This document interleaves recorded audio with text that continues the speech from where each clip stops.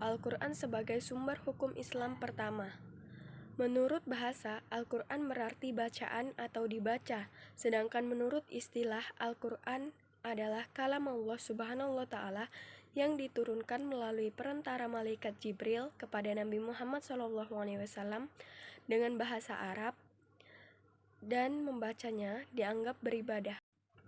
Kemukjizatan Al-Quran. 1. Kemukjizatan yang berkaitan dengan kabar-kabar gaib yang dibawa Al-Quran yang kemudian terjadi sesuai dengan berita tersebut. 2. Kemukjizatan yang berkaitan dengan aspek susunan kata, ibarah, dan usul redaksional atau ijaz al-bayani. Kemukjizatan sastrawi. 3. Kemukjizatan yang berkaitan dengan aspek hukum dan reformasi seperti yang dilakukan oleh Rasyid Ridha dalam bukunya Al-Wahyu Al-Muhammadi. 4. Kemukjizatan ilmiah ijaz al-ilmi, yaitu penunjuk atau isyarat atas hakikat-hakikat ilmiah yang terkandung Al-Quran yang belum diketahui manusia saat Al-Quran diturunkan dan dianggap mendahului masanya. Validitas Al-Quran sebagai sumber hukum Islam. 1. Al-Quran diturunkan Allah Subhanahu wa Ta'ala kepada Nabi Muhammad SAW. 2. Adanya kesahihan penisbahan Al-Quran kepada Allah Subhanahu wa Ta'ala. 3. Al-Quran merupakan mukjizat yang terus lestari sepanjang masa, baik lafal maupun redaksi bahkan substansinya.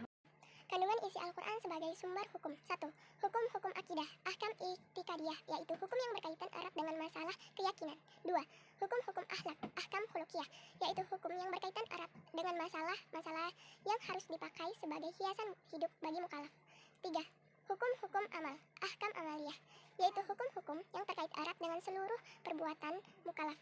Keistimewaan Al-Quran dibandingkan kitab-kitab samawi yang lain. 1. Al-Quran terpelihara dari tahrif, perubahan, dan tabdih, penggantian. 2. Al-Quran terjaga dari pertentangan atau kontradiksi. 3. Al-Quran merupakan mukjizat dan tidak seorang pun mampu untuk mendatangkan yang semisalnya. 4. Al-Quran mendatangkan ketenangan dan rahmat bagi siapa saja yang membacanya. 5. Al-Quran adalah penawar, obat hati dari penyakit syirik, nifak, dan lainnya. 6. Al-Quran akan memintakan syafaat kepada Allah Subhanahu wa Ta'ala bagi orang yang membacanya. 7. Al-Quran sebagai hakim atas kitab-kitab sebelumnya. 8. Di dalam Al-Quran terdapat kisah-kisah nyata dan tidak bersifat khayalan. 9. Al-Quran menyeimbangkan antara kebutuhan dunia dan akhirat. B. Hadis sebagai sumber hukum Islam kedua. Menurut para pakar ilmu hadis, hadis mempunyai beberapa sinonim, yaitu sunnah, khabar, dan asar. Menurut Abu Al-Baqah, secara etimologi, kata hadis berasal dari kata benda isim, at-tahdis, yang berarti al-ikhbar, yang berarti pemberitaan. Secara terminologi, makna hadis adalah sesuatu yang datang dari Nabi Muhammad SAW, baik berupa perkataan atau perbuatan dan atau persetujuan. Mahmud At-Tahan. Istilah yang dipakai dalam ilmu hadis. A. Matan, materi yang disampaikan. Perawi. B. Rawi, orang yang meriwayatkan. C. Sanad, rangkaian orang yang menjadi perantara sampai kepada Nabi Muhammad SAW. 2.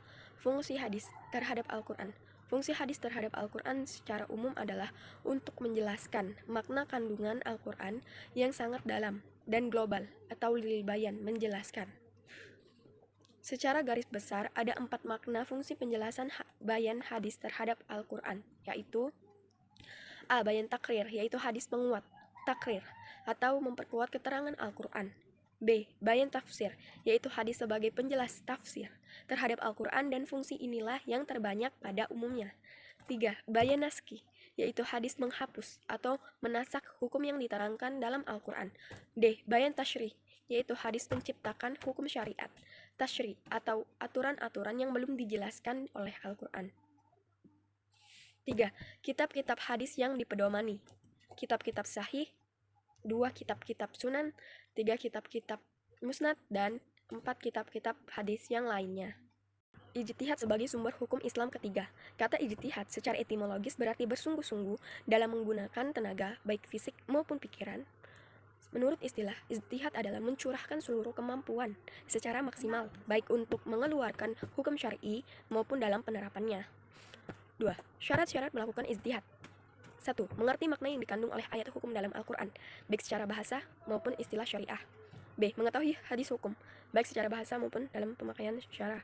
C. Mengetahui ayat atau hadis yang telah dimansukh, telah dibatalkan atau diganti oleh Allah Subhanahu wa taala dan Rasulnya, dan mengetahui ayat atau hadis yang menasak atau mengganti. 4. Mengetahui masalah yang sudah menjadi ijma, menyangkut hukum dan tempatnya. 5. Mengetahui seluk-beluk qiyas. 6. Menguasai bahasa Arab dan ilmu bantu yang berhubungan dengannya. 7. Mengetahui ilmu husul fikih. 8. Mampu menangkap tujuan syariat dalam merumuskan suatu hukum. 3. Fungsi ijtihad. A. Untuk menguji kebenaran riwayat yang tidak sampai ke tingkat hadis mutawatir. B. Sebagai upaya memahami redaksi ayat atau hadis yang pengertiannya tidak tegas, sehingga secara langsung tidak dapat dipahami, kecuali dengan ijtihad. C. Untuk mengembangkan prinsip hukum yang terdapat dalam Al-Quran dengan sunnah, pengembangan prinsip hukum dalam Al-Quran dan sunnah. Bentuk-bentuk ijtihad. A. Ijma. Ijma merupakan kesepakatan para pakar Islam tentang hukum suatu masalah yang belum disebutkan dalam Al-Quran dan hadis. B. Qiyas. Menurut istilah, qiyas berarti menetapkan hukum suatu masalah atau kejadian yang tidak ada hukumnya dengan masalah yang sudah ada hukumnya, karena di antara keduanya dan persamaan ilat sebab-sebab hukum. Itulah materi yang bisa saya sampaikan mengenai bab 10, membiasakan hidup bersumber hukum Islam. Maaf jika ada salah kata dan kekurangan dalam materi. Wassalamualaikum warahmatullahi wabarakatuh.